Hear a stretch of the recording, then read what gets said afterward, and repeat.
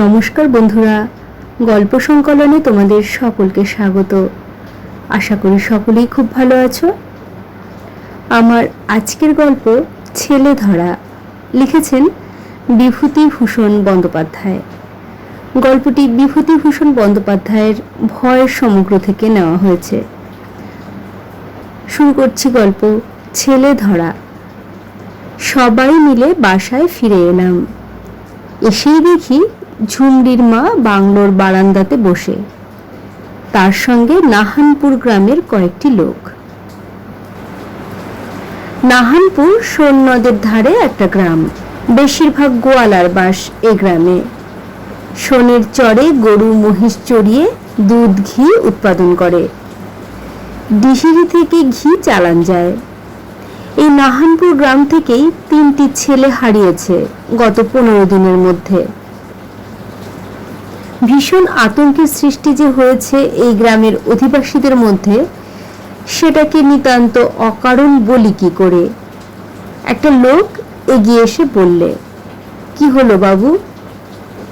আমরা বললাম, কিছু না, তোমরাও তো খুঁজছিলে।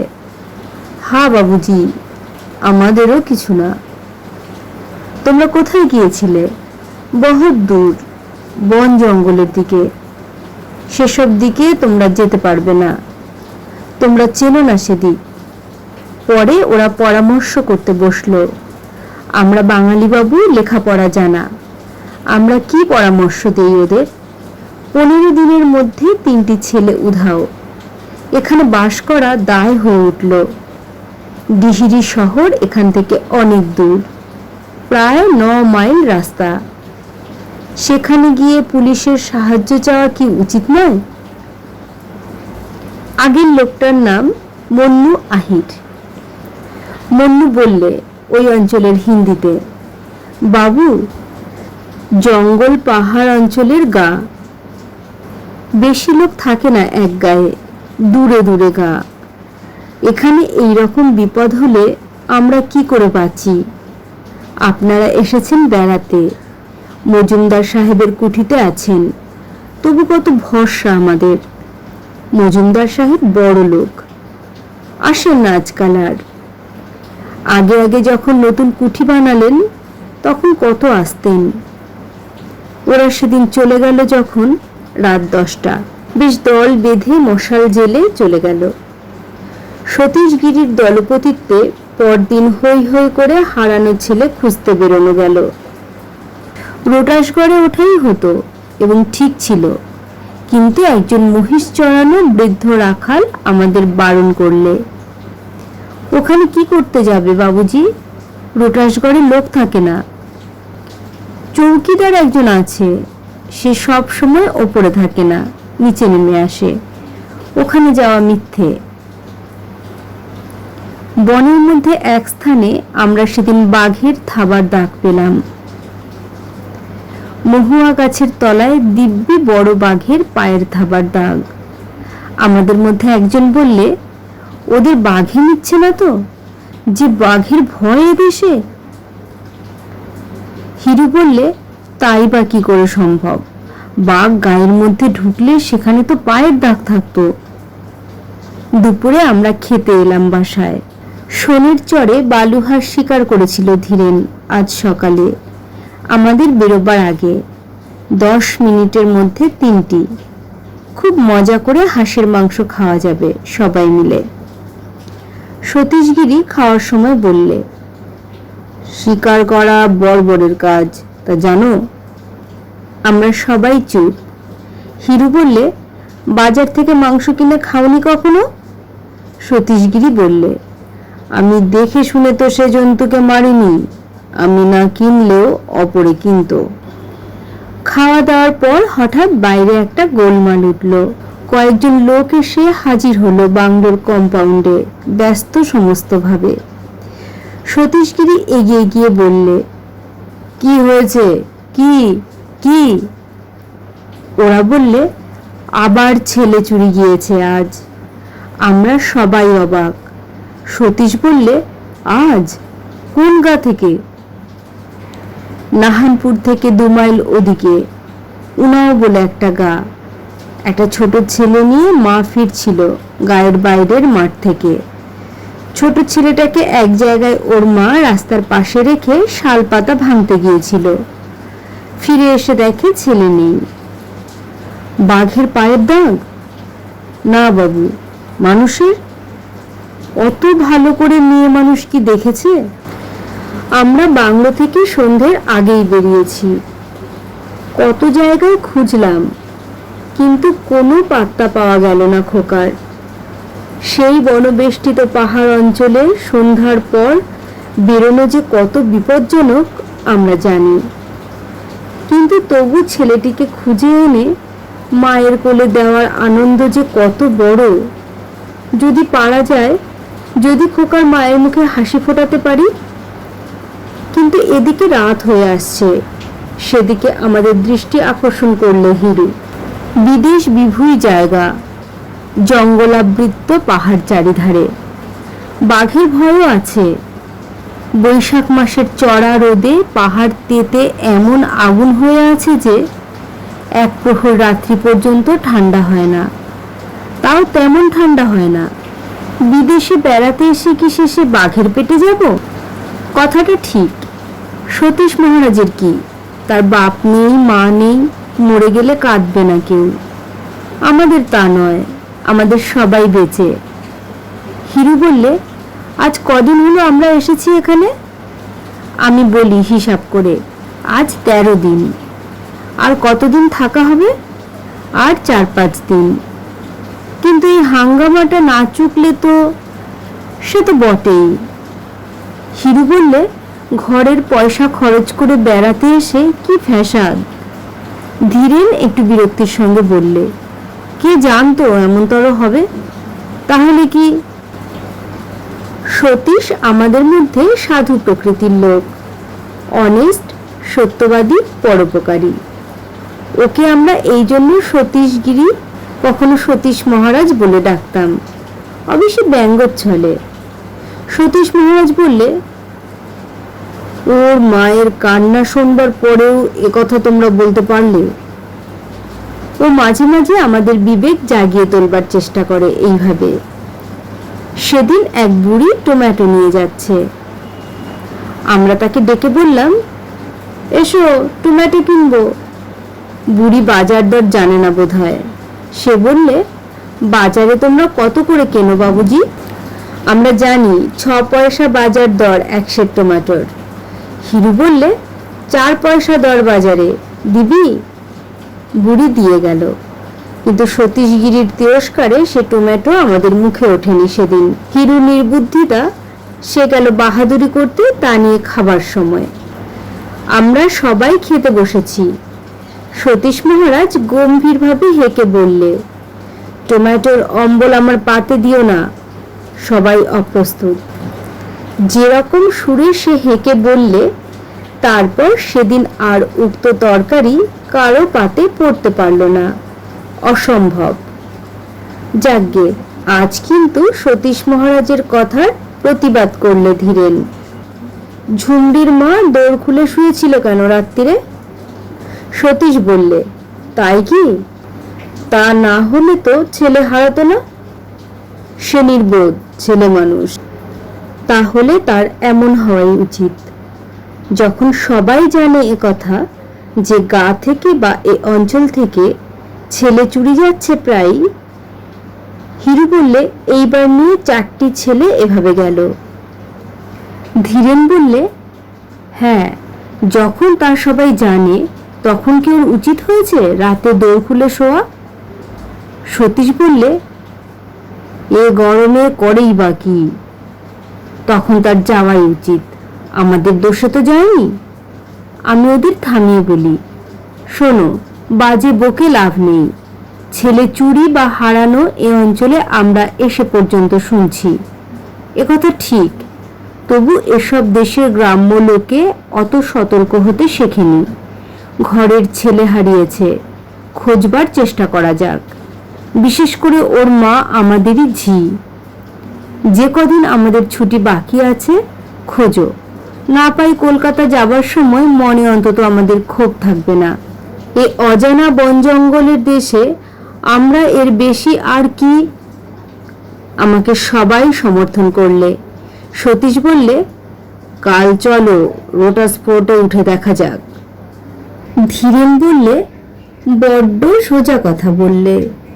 রোটাস ফোর্টে ওঠা চারটিখানি কথা নয়, এ গরমে প্রাণ বেরিয়ে যাবে। ওপরে জল নেই, বাঘ সেদিনও বেরিয়েছিল জঙ্গলে। ফেরবার পথে সন্ধে হয়ে গেলে ওই বন ভেঙে নিচে নামতে পারবো? আমাদের ঘরে বাপ মা আছে সতীশদা। আমি বললাম, তাছাড়া রোটাস ফোর্টে পাহাড়ের ওপর ছেলে নিয়ে গিয়ে তুলবে কে?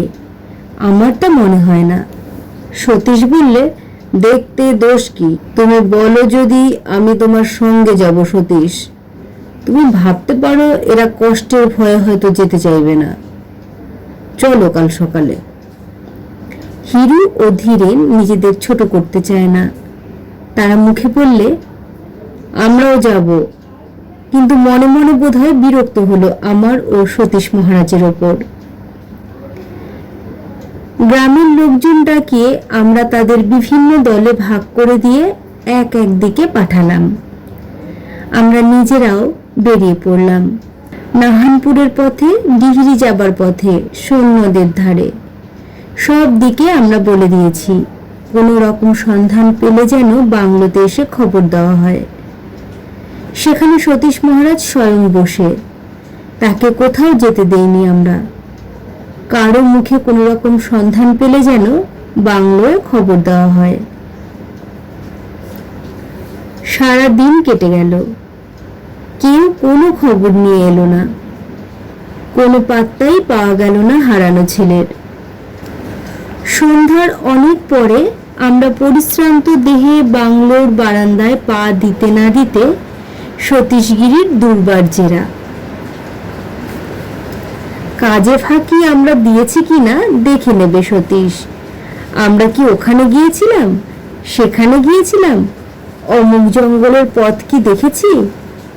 একটু চা খাবো সারাদিন পরিশ্রমের পরে, তা কৈফিয়ত দিতে দিতেই প্রাণান্ত হবার উপক্রম হলো।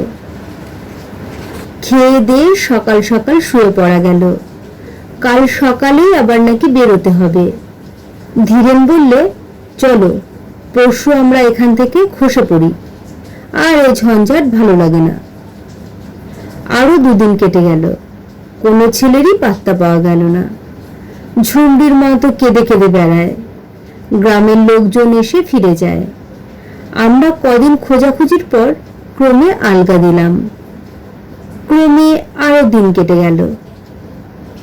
সেদিন আমরা জিনিসপত্র বাঁধা ছাঁধা করে রওনা হয়ে পড়লাম। সিমেন্ট পাহাড়ের গা কেটে পাথর নিয়ে যাচ্ছে ডিহিরিতে, সেই লরিতে আমরা চলেছি। জিনিসপত্র সমেত আমাদের ডিহিরি স্টেশনে পৌঁছে দেওয়ার ভাড়া 7 টাকা ধার্য হয়েছে। লরি ছাড়লো রাত 8টার সময়। পাথর বোঝাই করতে দেরি হয়ে গেল। পাহাড় জঙ্গলের পথে বোঝাই লরি বেশি জোরে যেতে পারছে না। আমরা দিন 20 পরে কলকাতায় ফিরছি। মনের আনন্দে গান গাইতে গাইতে চলেছি। ডিমহা ও বোচাহির পাহাড়ের কাছাকাছি পার্বত্য ক্ষুদ্র নদী পার হতে পাথর বোঝাই লরির খানিকটা সময় লাগলো। হাঁটুখানিক জল নদীতে, ঘন জঙ্গল দুধারে, হর্তুকি, মহুয়া ও শাল। কি একটা পাখি কুস্বরে ডাকছে ডিমহা পাহাড়ের ওপরকার বনে। লরি হু হু করে চলেছে। এমন সময় লরিওয়ালা বলে উঠল, ও কে বাবুজি? আমরা লরি ড্রাইভারের পাশেই বসে। তখন 10টা। কোনো দিকে লোকালয় নেই সেইখানটাতে। চেয়ে দেখি পথ থেকে রশ্মি 2 দূরে জঙ্গলের মধ্যে এক জায়গায় আগুন জ্বলছে, যেন কেউ আগুন পোহাচ্ছে কি ভাত রেঁধে খাচ্ছে। আমরাও চেয়ে দেখলাম, কে ওখানে? কৌতূহল হলো দেখবার জন্যে। লরি থামিয়ে রাস্তার একপাশে রাখা হলো। আমি ও সতীশগিরি এগিয়ে গেলাম। আমাদের পেছনে পেছনে ধীরেন, হিরু ও লরি ড্রাইভার। আর আধরসি মাত্র দূরে আছে আগুন। তখন আমরা অবাক হয়ে দাঁড়িয়ে গেলাম। হঠাৎ অন্ধকার রাত, সোন নদীর ধারের কাশচর দূর থেকে সাদা কাপড় পরা প্রেতের মতো দেখাচ্ছে। হিরেন বললে, সোনের ধারে যাসনি ভাই, ওই দিকেই কাশবনে বাঘ থাকে। চল সিমেন্টের পাহাড়ের ওপর। সতীশ মহারাজ গম্ভীরভাবে বললে, ওটা সিমেন্টের পাহাড় নয়, সিমেন্ট জিনিসটা বালির সঙ্গে আরো জিনিস মিশিয়ে তৈরি করতে হয়। ওটা বেলে পাথরের পাহাড়, যাকে বলে স্যান্ডস্টোন। আমাদের মনের অবস্থা এখন সতীশগিরির ভূতত্ত্ব বক্তৃতা শুনবার অনুকূল নয়। আমরা আজ আর খুঁজতে রাজি নই। আর খুঁজবই বা কোথায়? বড় সিমেন্টের পাহাড়ের তলায় শালচারা আর কি কি গাছের বন জঙ্গল। সেদিন সন্ধ্যায় এখানে হায়নার হাসি শোনা গিয়েছিল। সে হাসি গভীর রাত্রে শুনলে প্রেতের অট্টহাসির মতো শোনায়। শহুরে ছেলে আমরা, আমাদের গায়ে কাঁটা দেয়।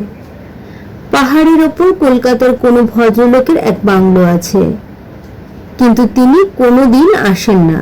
তার বাড়ির দরজা জানলায় উই ধরেছে, কাঠের ফটকটা ভেঙে দুলছে কবজার গায়ে। ভূতের বাড়ি বলে মনে হয় প্রথমটা। লোকে বলে ভূতও নাকি আছে। মহুয়া ফুলের সময় উত্তীর্ণ হয়ে গিয়েছে। বড় বড় মহুয়া গাছগুলোর তলায় পাতা পুড়িয়ে দিয়েছিল গত চৈত্র মাসে মহুয়া ফুল সংগ্রহ করবার জন্য। পাতা পোড়া ছাইয়ের গন্ধ বাতাসে। ছাইয়ের ওপর আবার পড়েছে শুকনো পাতার রাশ। খসখস করে কি একটা জন্তু পালিয়ে গেল তার উপর দিয়ে। ধীরে চমকে উঠে বলল, ও কি রে? আমি বললাম, কিছু না, শেয়াল হবে। আমাদের চোখে যা পড়লো তা এই, একটা বড় অগ্নিকুণ্ডের সামনে একজন লোক বসে কি করছে। দূর থেকেই মনে হলো লোকটা দীর্ঘাকার, একটু অসম্ভব ধরনের দীর্ঘাকার। কি একটা নাড়ছে চাড়ছে আগুনের সামনে বসে যেন। সতীশগিরি বললে, সন্ন্যাসী। আমাদের মনে হলো লোকটা নিশ্চয়ই সন্ন্যাসী টন্যাসী হবে, কিন্তু এই জঙ্গলের মধ্যে এই গভীর রাত্রে আচ্ছা সন্ন্যাসী তো। বাঘের ভয়ে দিনমানে এখানে মানুষ আসতে ভয় পায় যে। আমরা এগিয়ে গেলাম আরো। লোকটাও বেজায় লম্বা।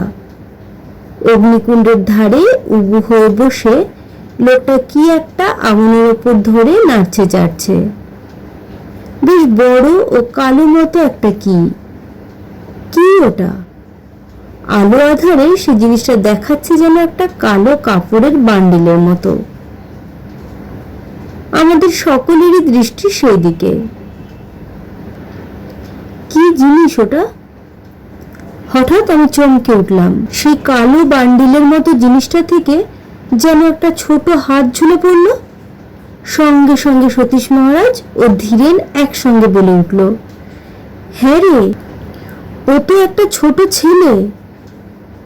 আমরা তখন ভয়ে বিস্ময়ে অবাক হয়ে সেখানে দাঁড়িয়ে গেলাম। অদূরে সেই অতি দীর্ঘাকার বিকট দর্শন লোকটাকে রাক্ষসের মতো দেখাচ্ছে। সন্ন্যাসীর সাজ বটে। দীর্ঘ ত্রিপুণ্ড অকর কপালে, দীর্ঘ জটাজুট, এতখানি লম্বা দাড়ি পড়েছে বুকের ওপর। লোকটা সামনে অগ্নিকুণ্ডের ওপর একটা ছোট ছেলেকে দু হাতে ধরে ঝলসা পোড়া করছে। বাতাসে মরা পোড়ার বিকট দুর্গন্ধ। আমরা কেউ এগোতে সাহস করলাম না। কারো মুখে কথাটি নেই। এই গভীর রাত্রি, নির্জন পাহাড় জঙ্গল, কোথাও লোকালয় নেই কাছে। সম্মুখে এই নররাক্ষস। কেমন এক প্রকার আতঙ্কে আমরা সবাই মোহগ্রস্ত হয়ে চুপ করে আছি। এক পাও কেউ এগোয় না। লোকটা আমাদের দেখলে কটমট চোখে। তারপর যেন বিরক্ত মুখে সেই আধ ঝলসানো ছেলেটাকে কাঁধে ফেলে নিলে আমাদের চোখের সামনে, ঠিক যেমন লোকে গামছা কাঁধে ফেলে সেই ভঙ্গিতে। তারপর ধীর গম্ভীর পদবিক্ষেপে অন্ধকার বনের ওপারে অদৃশ্য হয়ে গেল। সতীশগিরির মুখ দিয়ে শুধু বেরিয়ে এলো একটা কথা, ছেলে ধরা। শেষ হলো গল্প ছেলে ধরা। গল্প পাঠ ভালো লেগে থাকলে চ্যানেলটিকে একটি লাইক করো, সাবস্ক্রাইব করে পাশে থেকো। সকলেই সুস্থ থেকো, ভালো থেকো। অনেক ধন্যবাদ।